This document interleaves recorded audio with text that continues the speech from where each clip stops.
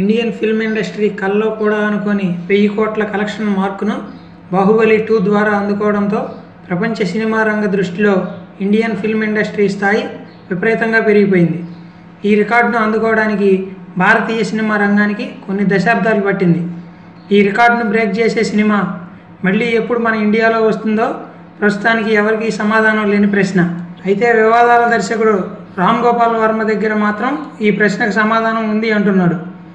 అంతేకాదు ఆ జవాబు పేరే పవర్ స్టార్ పవన్ కళ్యాణ్ అని అంటున్నాడు వర్మ. పవన్ కళ్యాణ్ ఒక నిర్ణయం తీసుకుంటే 1000 కోట్లే కాదు 3000 కోట్ల కలెక్షన్లను కొల్లగొట్టగలడు అంటూ వర్మ తనదైన మార్కుతో ట్వీట్లు చేశాడు.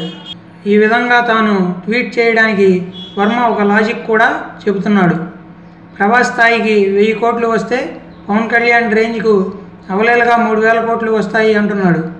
అంతేకాదు పవన్ కళ్యాణ్ తలుచుకుంటే బాహుబలి 2 సినిమాని మించిన సినిమాను తీయగలడని, అతని అభిమానులంతా ఎన్నికలకు ముందే ఈ సినిమాను తీసేలా ఒత్తిడి తీసుకురావాలని కామెంట్స్ చేస్తున్నాడు వర్మ. బాహుబలి 2 మించిన సినిమాను ఒక్క పవన్ కళ్యాణ్ మాత్రమే తీయగలడని, దీనికి కారణం పవన్ ఇలాంటి భారీ సినిమాలు తీయడంలో పవన్ చాలా ప్రావీణ్యుడు అంటూ మరో సెటైర్ వేశాడు ఈ సంచలన దర్శకుడు.